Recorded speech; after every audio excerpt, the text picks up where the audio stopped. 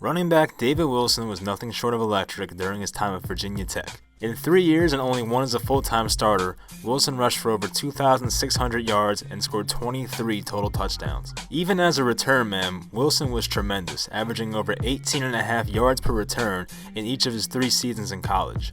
In 2011, he won the ACC Offensive Player of the Year honors with over 1,700 rushing yards and 10 total touchdowns in that season. Wilson was originally slated to be a second or third round pick in the 2012 draft, but his impressive combine made him a first round pick of the New York Giants, who held the last pick of day one. Wilson was a home run type of pick, someone who could be one of the most exciting and explosive backs in the league, or at worst, just a guy in the return game who could take it to the house on any given play. The Giants were fresh off their second Super Bowl in 5 seasons, but with Brandon Jacobs signing with San Francisco after 2011, the Giants had a need for a second running back next to Ahmad Bradshaw. Draft expert Matt Miller gave the pick a B+ and went on to say this about David Wilson: "This is a very explosive back with a ton of potential.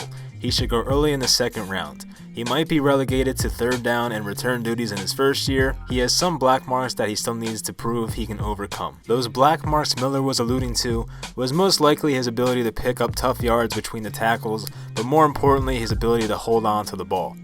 If there was one coach who didn't put up with putting the ball on the ground, it was Tom Coughlin. Coughlin was obviously more of an old school and tough love type of coach, and wasn't afraid to put his backs in the doghouse if they turned the ball over. The good news for Wilson is that he played in all 16 games in his rookie season. The bad news was that he didn't receive much work as a running back. As expected, Bradshaw led the Giants with 221 carries and rushed for over 1,000 yards. The unexpected part was who ended up second in carries on the team.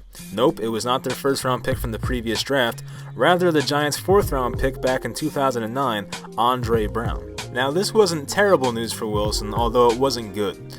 Maybe the Giants wanted a big back to go along with Bradshaw, which Brown was and Wilson wasn't. As for Wilson, he did receive 71 carries and averaged 5 yards per carry, but did lose 1 fumble. Wilson did his damage in the return game, where he had 57 kick returns for an average of 27 yards and even had a return touchdown. After 2012, the Giants went on to cut their lead back in Ahmad Bradshaw. This would be Wilson's chance to be the lead back in the Giants' backfield.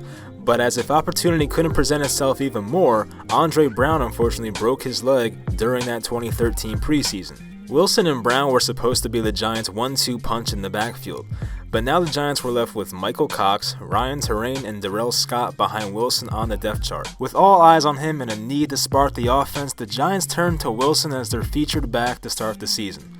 With all the built-up anticipation and hype around Wilson, the season opener honestly could not have gone any worse. On the ground, Wilson received 7 carries for only 19 yards, but worst of all, he fumbled twice, and both were recovered by the Cowboys.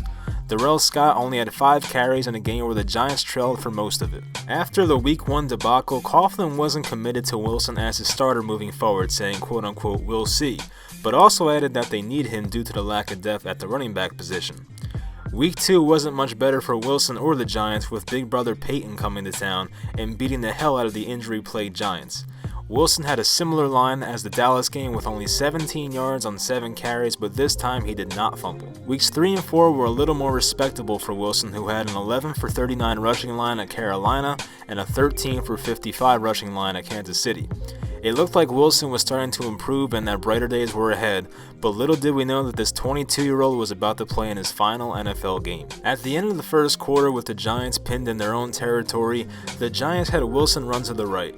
The play was blown up from the get-go and Wilson was slammed down by a swarm of Eagles defenders in his own end zone. Wilson quickly got up but was on one knee and could tell something was not right. He went on to say, "I could move my fingers, but I could not feel them," he said. "I was still numb." Wilson was diagnosed with a herniated disc in his neck and had season-ending surgery, but he was cleared to return for the following season. In 2014, Wilson showed up for training camp, but less than a week into it, he once again felt that familiar numbness that he felt on the season-ending play just a year ago. He went on to say, "I took a toss from the quarterback, ran into the back of one of my teammates, and I felt that same shot I had before in the game. Completely numb, I just couldn't feel anything, and I couldn't even feel my feet, even though I was standing up." Wilson did eventually regain feeling, but team doctors broke him the news that if he were to take another hit like that, it might leave him paralyzed. Wilson understood the news and knew that doctors were only doing what was best for him. At first it was hard because Wilson said football was part of my identity, but eventually Wilson moved on to other things and seems happy with his current life. After football, he tried out for the 2016 Olympics track and field team, but unfortunately did not qualify. He also did some work as a commentator and has a young son to care for as well. Wilson also made some of his own music and even has a song on iTunes called Rejoice. Even though football was taken away from him at a young age, Wilson still found a way to chase new passions and keep himself busy through that tough time. Wilson's final stats in the NFL were 504 rushing yards, 4.4 yards per carry, and 7 total touchdowns.